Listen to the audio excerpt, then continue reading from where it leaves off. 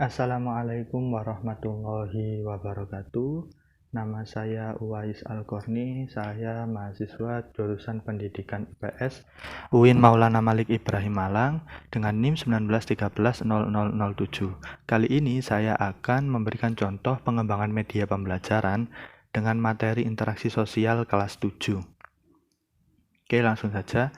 Nah, di sini saya membuat peta konsep yang terdiri dari pengertian, syarat, faktor, dan bentuk interaksi sosial. Nah, pada pengembangan media ini saya menggunakan PowerPoint dengan membuat tombol-tombol melalui hyperlink. Kita lihat seperti ini contohnya. Misalnya kita akan membuka pengertian interaksi sosial. Pengertian interaksi sosial.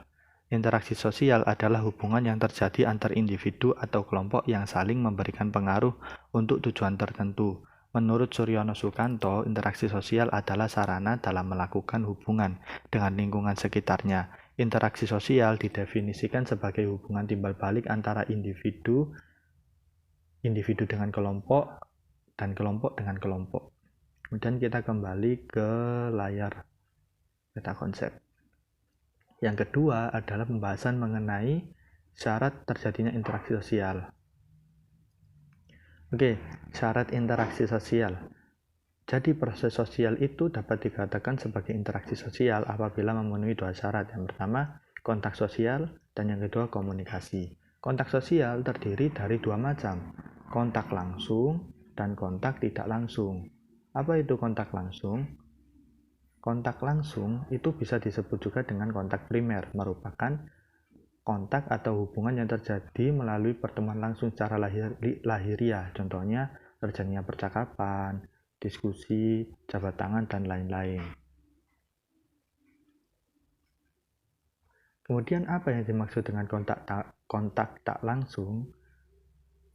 Kontak tak langsung disebut juga dengan kontak sekunder. Hal ini ditandai dengan adanya jarak. Dengan demikian, antara dua belah pihak tidak berhadapan secara langsung. Penyampaian pesan dilakukan dengan perantara media atau orang lain. Misalnya melalui telegram, pesan singkat, atau surat. Kita kembali ke syarat interaksi sosial.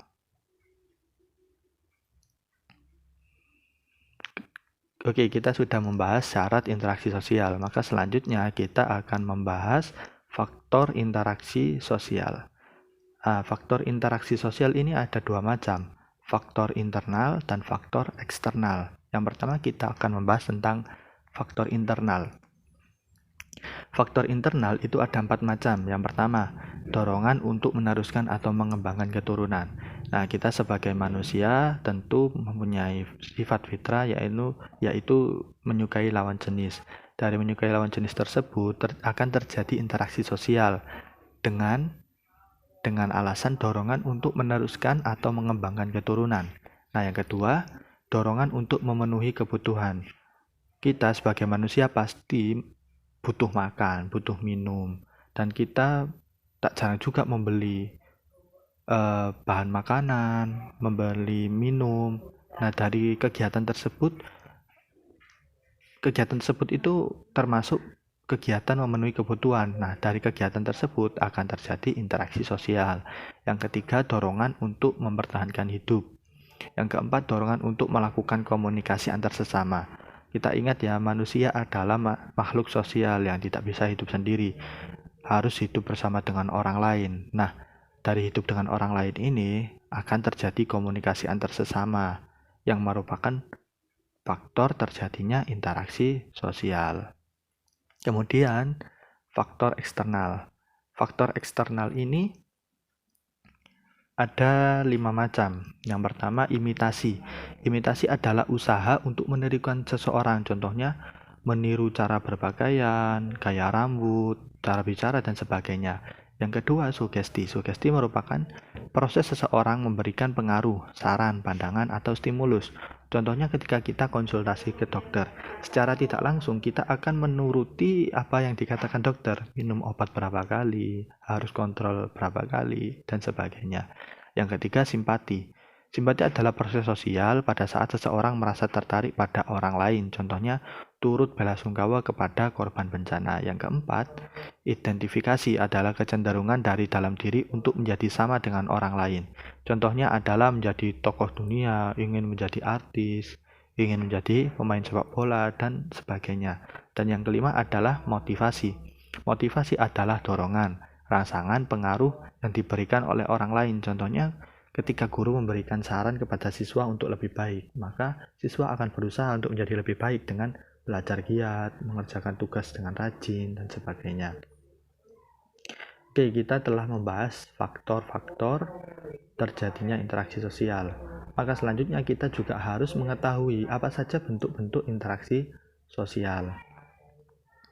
Nah, bentuk interaksi sosial juga ada dua, asosiatif dan disosiatif. Bentuk asosiatif adalah interaksi sosial yang dapat menciptakan keselarasan, keseimbangan, persatuan, dan solidaritas antar masyarakat. Yang pertama, contohnya adalah kerjasama. Pasti kita sudah tidak asing ya dengan kerjasama. Kerjasama adalah proses sosial yang terdapat aktivitas tertentu untuk mencapai tujuan tertentu dengan saling membantu. Contohnya adalah kerja bakti, gotong royong, kemudian kerja kelompok. Yang kedua adalah akomodasi. Akomodasi adalah usaha untuk menyesuaikan diri dengan lingkungan sekitar. Contohnya adalah demo buruh untuk meminta kenaikan gaji. Nah, demo buruh untuk meminta kenaikan gaji ini adalah sebuah usaha untuk menyesuaikan diri, di mana menyesuaikan dirinya terletak pada harga-harga yang naik, sehingga buruh butuh kenaikan gaji untuk menyesuaikan diri dengan harga-harga yang naik tersebut. Yang ketiga, ada asimilasi. Asimilasi adalah interaksi dengan usaha mengurangi perbedaan. Contohnya adalah motif batik Jepang. Motif batik Jepang ini kita tahu motif batik berasal dari Indonesia, sedangkan motif Jepang ini adalah pengaruh dari penjajahan Jepang yang dulu dilanda oleh Indonesia, sehingga menimbulkan asimilasi antara batik dengan motif Jepang, menghasilkan motif dengan batik Jepang. Yang kedua, bentuk-bentuk interaksi sosial ada disosiatif.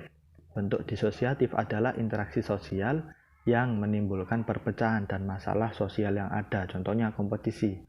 Kita sudah tahu ya kompetisi seperti apa.